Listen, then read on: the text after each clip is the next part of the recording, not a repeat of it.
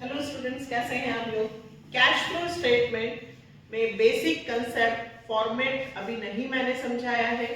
मैंने सिर्फ आपको इसका पहले वाले वीडियो में ये बताया था कि 3 एक्टिविटीज होती हैं और अब मैं एक एक एक्टिविटी को पहले इंडिविजुअल सिखाने वाली हूँ और उससे रिलेटेड 2-2 क्वेश्चंस करवा रही हूँ। उसके बाद मैं तीनों एक्टिविटीज को मर्ज करके एक साथ आपको क्वेश्चन समझाऊंगी ताकि हर एक बच्चे को क्वेश्चन समझ में आए। ओके, और वो बिल्कुल नहीं घबराए कि इतना बड़ा फॉर्मेट कैसे आप करेंगे। इसलिए जैसा जैसा मैं बताती जा रही हूँ आप बिल्कुल वैसा वैसा कीजिएगा।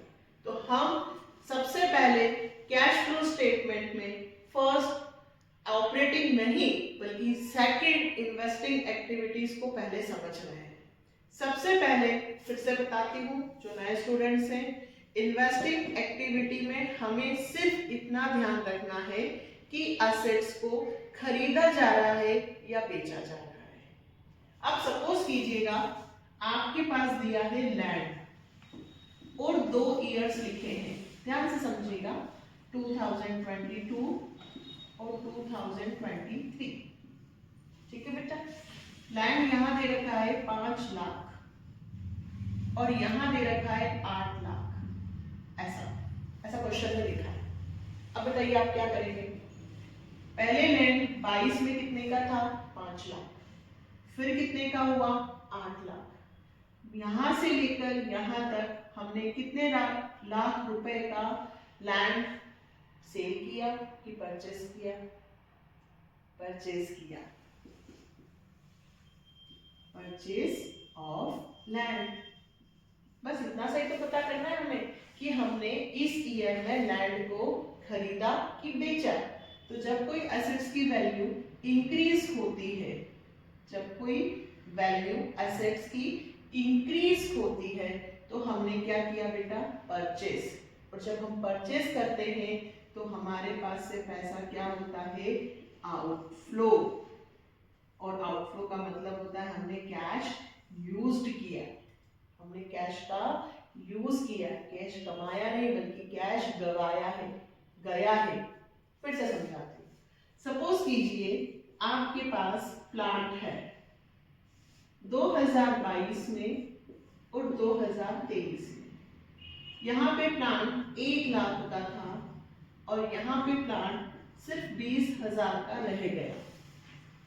दैट मीन्स पहले प्लांट कितने का था बेटा, 1 लाख, और अब कितने का रह गया, 20,000। 1 लाख से 20,000 पे हम आए तो 80,000 रुपए का प्लांट चला गया। मतलब एसेट्स की वैल्यू इंक्रीज नहीं बल्कि डिक्रीज हुई है। और जब वैल्यू डिक्रीज हो तो या तो डेट से होगा, और अगर डेट नहीं है तो फिर हमने क्या किया है, एसेट्स को सेल किया। क्या किया हमने, एसेट्स को सेल। डेप की वजह से भी वैल्यू डिक्रीज हो सकती है, पर अभी हम डेप को, क्वेश्चन में लिखा है कि डेप नहीं लगा है, तो फिर 1 लाख की वैल्यू 20,000 की हो गई, मतलब 80,000 रुपए से हमने प्लांट को सेल कर दिया। जब हम सेल करते हैं तो पैसा क्या होता है, कैश इनफ्लो। बहुत कुछ है लेकिन मैं थोड़ा थोड़ा समझाना चाह रही हूँ ताकि, क्योंकि साल भर आप लोगों ने सीखा है और आज अगर हम ये कहते हैं कि भाई हमको तो कैश फ्लो नहीं आ रहा है, इसका मतलब ये है कि हमने सारी चीजें एक साथ सीखना चाह रहे हैं। और कभी भी एक साथ पहाड़ नहीं चढ़ा जा सकता कि पहले दिन हमने पूरा फॉर्मेट समझ लेता हूँ, सब लिख लेता हूँ।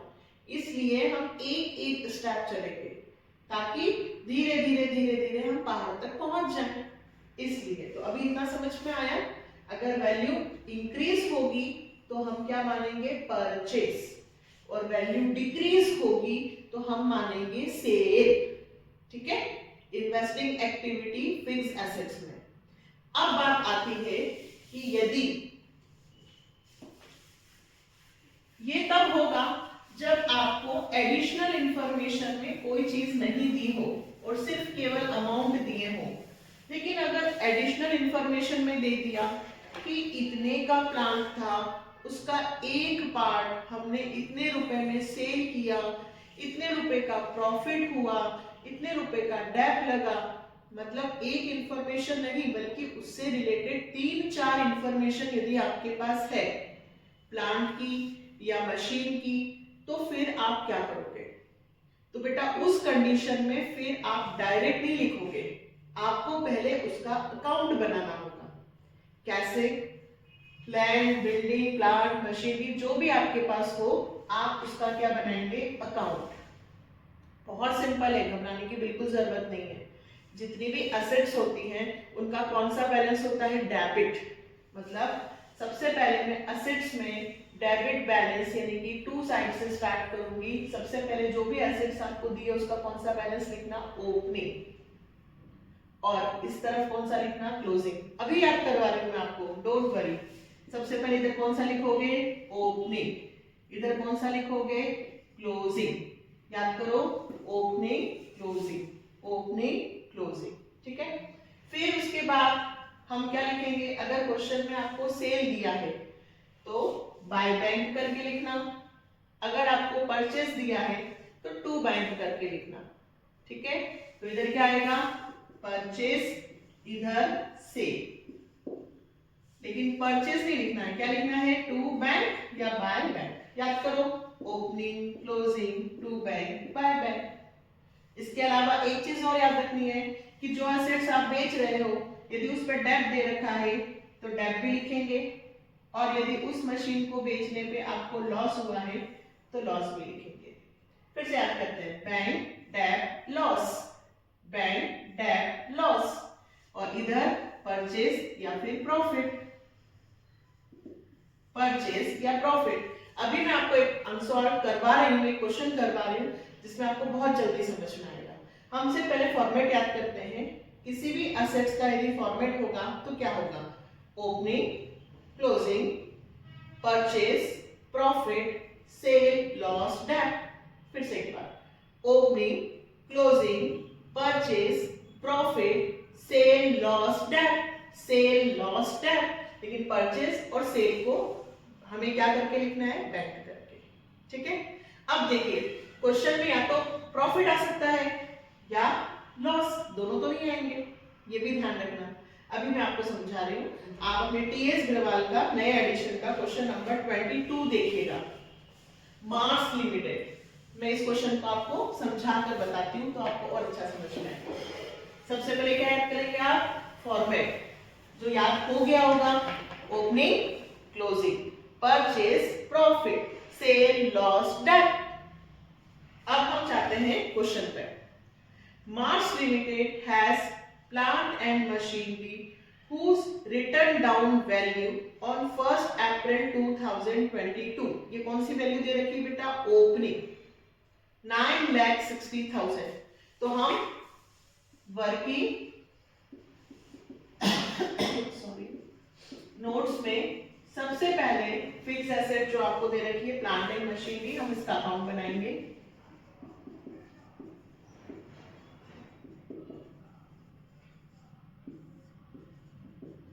मैं इसी में फिल कर देती हूँ।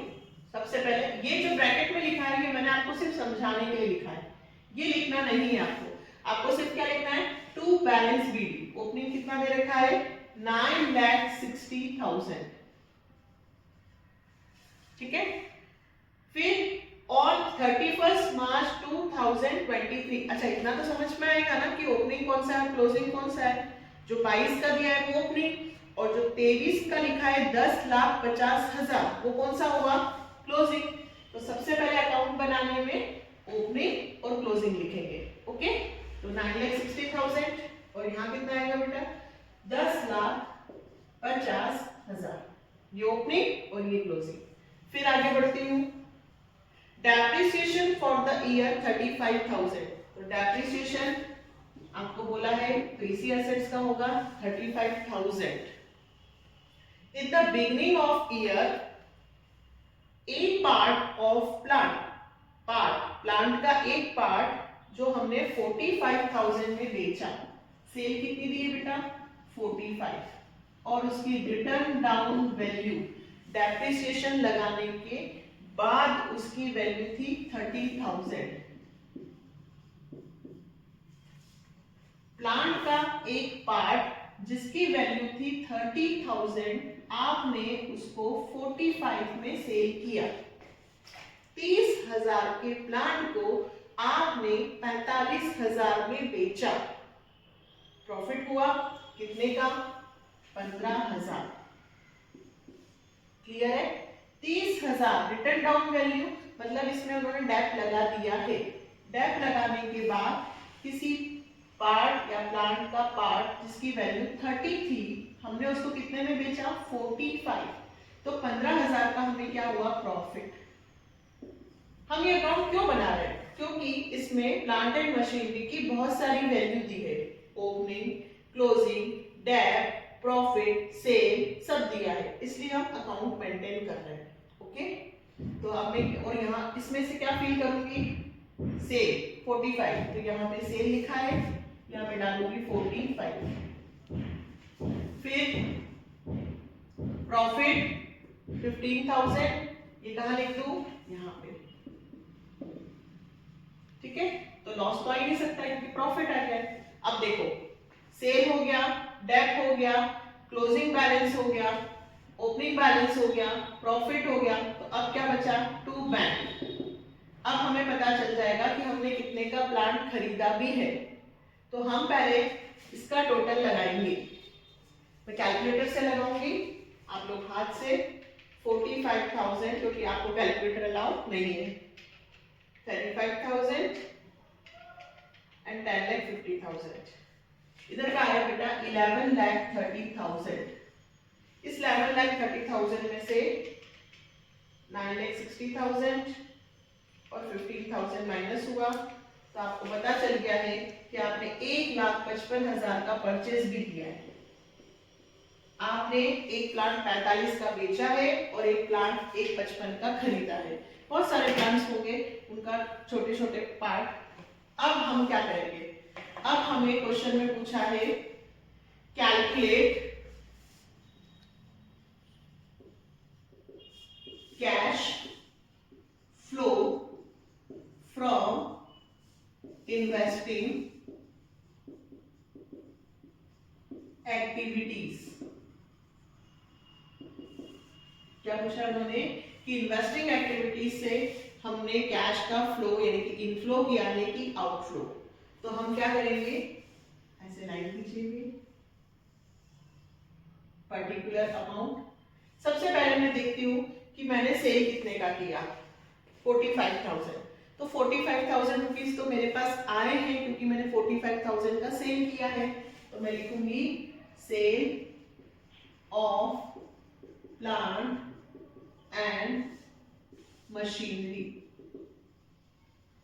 मेरे पास 45,000 रुपीज आए हैं, कैश का इनफ्लो हुआ।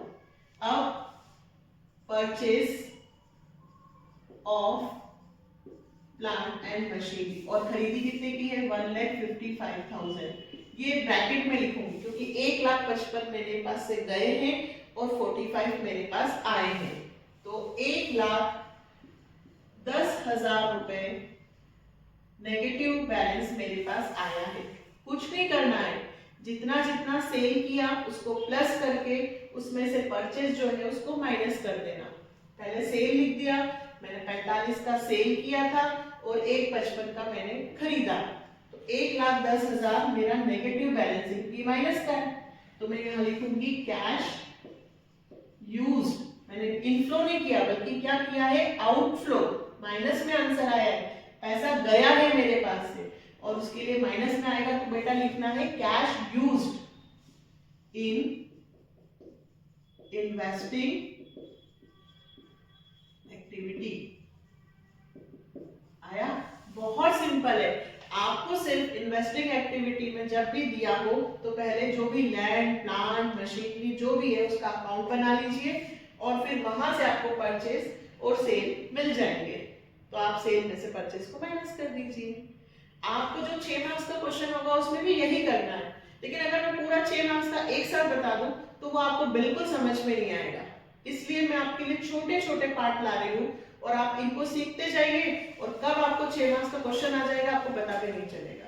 तो नेक्स्ट वीडियो में फिर मैं इन्वेस्टिंग का एक्यूमुलेटेड डेट से रिलेटेड वापस से क्वेश्चन लेकर आती हूँ। अगर आपको लगता है कि मेरे पढ़ाने से आपको हेल्प मिल रही है तो आपको मुझे मोटिवेट करना ही पड़ेगा। You will have to motivate. इसलिए आप मुझे लाइक, सब्सक्राइब और मेरे चैनल को शेयर जरूर कीजिएगा।